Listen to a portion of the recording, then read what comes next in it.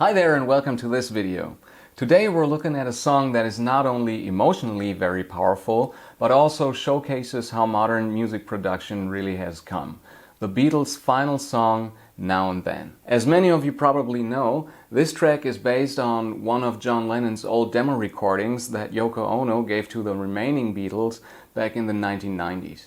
The idea was to complete it and release it with a few other songs. However, back then it was technically impossible to isolate John's voice from the demo recording and integrate it as a clear audio track into the new production. And because of this, the Beatles abandoned this song back in 1995.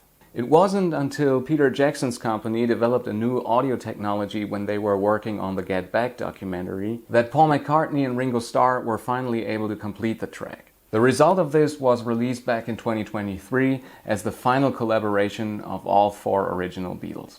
And today I want to take a closer look at this song with you. But we won't just look at the chords and the arrangement. I also want to show you how analyzing such a song can actually help spark creative ideas for your own songwriting in true creative guitar spirit. So let's dive right in. Now, when I learn a new song, or even when I'm writing one, I'm actually thinking about the arrangement right from the start. And why is that? Because early in my musical journey, I realized that if you want to become a successful songwriter today, you also need to learn about music production. Unlike 30 years ago, musicians nowadays can't actually afford to rent an expensive studio with just a few loose ideas, a riff here or a chord progression there, and expect a professional producer to do all the heavy lifting. Sure, there are still artists who might work that way, but believe me, they have a little more money on their hands than you and I. And without being too critical, many of those heavily produced songs, made by 5 songwriters and 10 producers, don't actually sound better or are structured better than songs written, arranged and produced by maybe a handful of people. So the first lesson from this song is very simple. The more you understand about music production, the better your own songs will be. If you check the liner notes on Wikipedia, you will see that Now and Then was actually just written by the 4 Beatles and then produced by Paul McCartney, Giles Martin and Jeff Lynne. So in this case, one of the songwriters was also a producer, which proves my point. If you want to work at a high level, you need to develop multiple skills.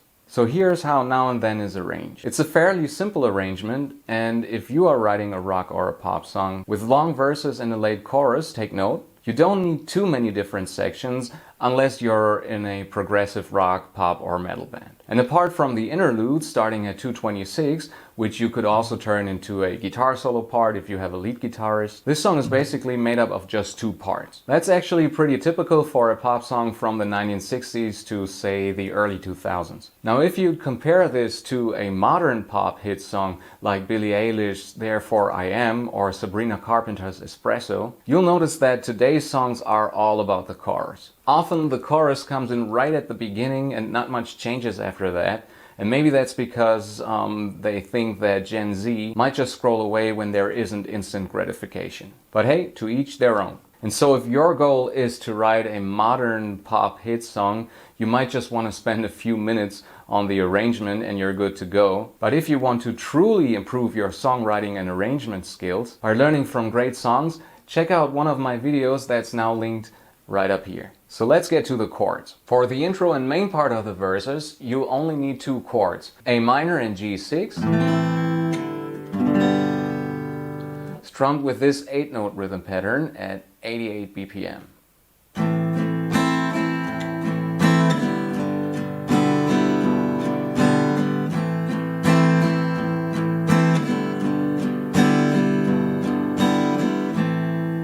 And if you separate your strings like this, 1 and 2 and 3 and 4 and, you'll be able to blend in with the rhythm section even more. Toward the end of the verses we then play F major 7.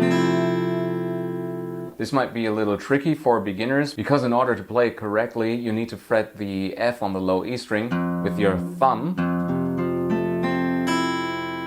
So it's F major 7, E major, E7, A sus4, and back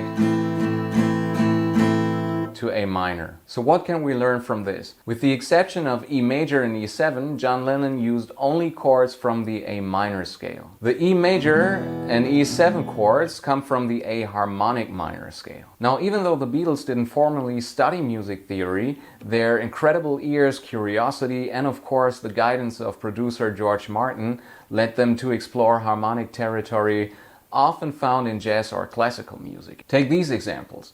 If I Fell features a clever chord progression with borrowed chords from parallel keys. Michelle borrows from French music and uses modal interchange. Something by George Harrison uses chromatic medians, often found in film scores. Even Hey Jude, though simple on the surface, subtly modulates between keys to support its emotional build-up. My recommendation: learn how to harmonize a scale. It's easy to understand and immediately opens up beautiful chord progressions. Plus, it'll help you avoid repeating yourself. If you want me to make a video on that, just drop a comment below. What else can you do with basic chord progressions? Try using sus chords, dominant sevenths or major sevenths, or simply add other intervals like the sixth in G6. Even if you don't know all about the theory yet, just experiment. It works. Here's an example in A minor where I include everything John Lennon used in Now and Then.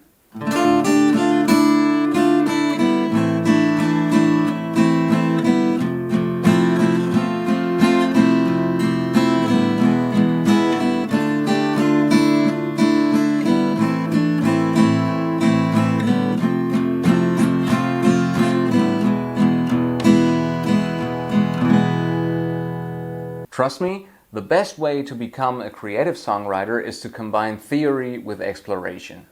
Have fun with it and the ideas will come, I promise. In the chorus, we get the first real key change from A minor to G major. The chord progression here is G, B minor, E minor, A minor, and D major, played with the same rhythm.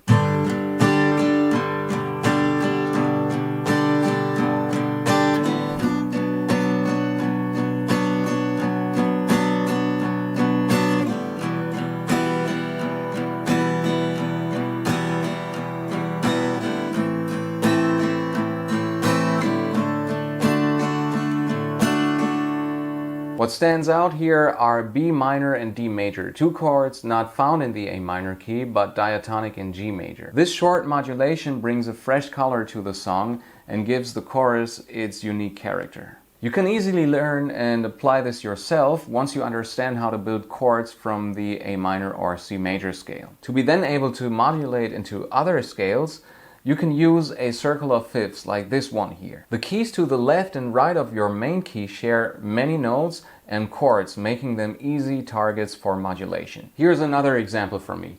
If my verse is in A minor, I could switch to F major for the chorus, a closely related key, just one step to the left on the circle. So if this is my verse,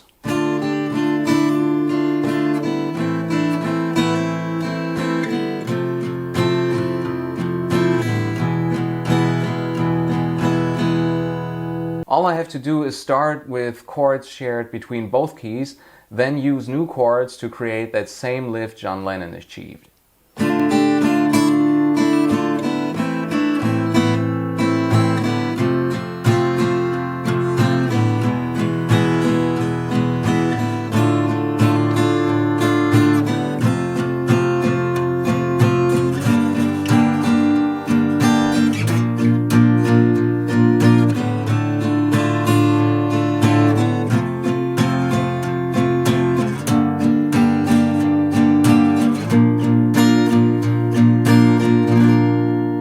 The last new part of the song, the interlude, mostly returns to chords from the A minor scale.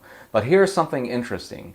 It starts with D minor, right after the final D major from the chorus. That contrast creates a striking sound and gives the transition a distinctive color. At the beginning, the chords alternate between D minor and C major, then later followed by E minor and A minor, and then somewhat unexpectedly another D major. This is not a full key change. The D major is what we call a borrowed chord taken from the A melodic minor scale. It adds an unusual, almost classical flavor to the interlude. So this is the complete interlude for you.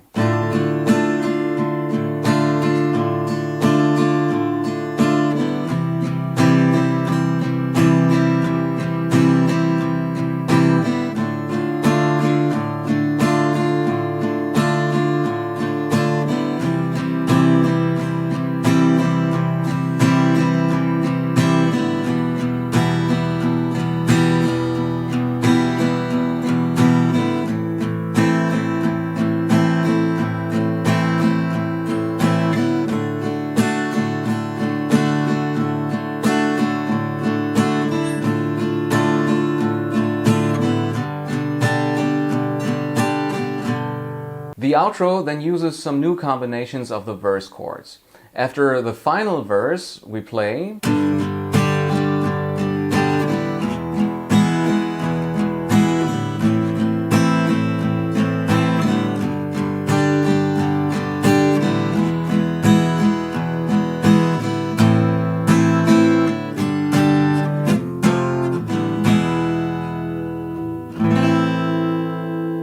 And that's it for today. Please let me know in the comments what else you'd like to learn about creative guitar playing or what other topics you'd like me to talk about. And please also help this channel grow by liking this video, sharing it, and subscribing to my channel. And then I'll see you in the next video.